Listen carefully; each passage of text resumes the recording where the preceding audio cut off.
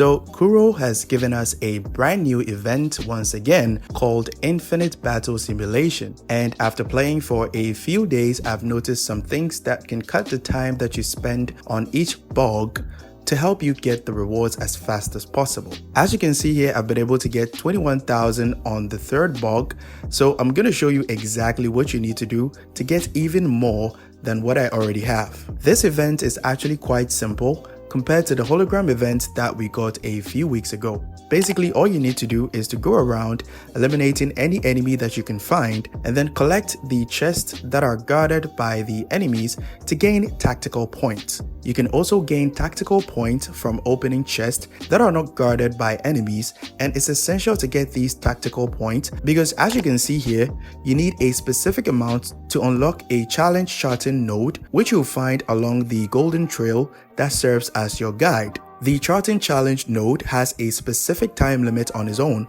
once you press Start Challenge, which is in yellow right here. When the challenge is successful, you get a chest that rewards you with tactical points as well. Opening chests from eliminating enemies and completing the charting challenge not only gives you tactical points, but you also gain high capacity variables depending on how much tactical points you've accumulated, which is equivalent to a number out of 28, as you can see right here.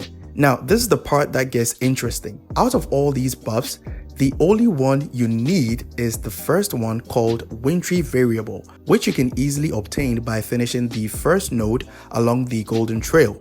What the wintry variable buff does is that whenever you plunge with any character, it will summon some glacial spikes on the ground that deals huge damage with absurd levels of area of effect. But what the game does not tell you is that the damage from the wintry variable scales off the stats that you have on your DPS character. So you can see that when I plunge with Jian, I can hit around 29,000 damage, but if I do the same thing with Showkeeper, the damage is just disappointing. What this means is that the damage from the plunge attack directly scales off stats like attack, crit rate, and crit damage. I didn't get a chance to test out how much damage I can deal with a glacial damage build, so let me know down in the comments when you get the chance to test it out. But even with an arrow build on Jian, I'm dealing absurd levels of damage. If you want to complete every bug of the event faster and not think too much, all you need to do is to get buffs from your supports like Showkeeper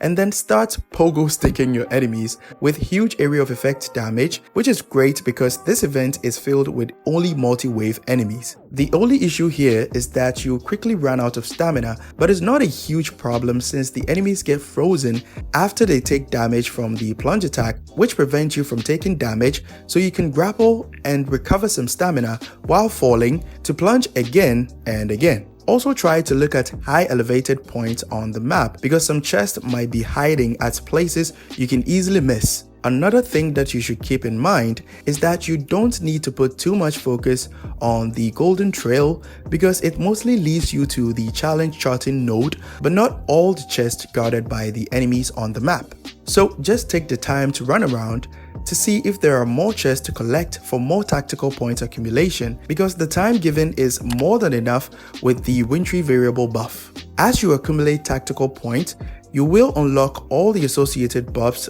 which basically gives you more damage. And yeah, that's pretty much everything you need to do to accumulate the highest tactical points as possible. To recap, you don't need a full team to complete this event as quickly as possible. One fully built DPS character will do just fine because of the insane wintry variable buff to your plunge attack. However, I suggest a healer for buffing so that you can do more damage with the enhanced plunge attack. Also, don't focus too much on your DPS main damage source because per my testing, the wintry variable buff clears the enemies way faster. Comment down below your highest tactical point score to see if anyone has already beaten mine. Catch you guys in the next one. Bye bye. So please subscribe, whatever.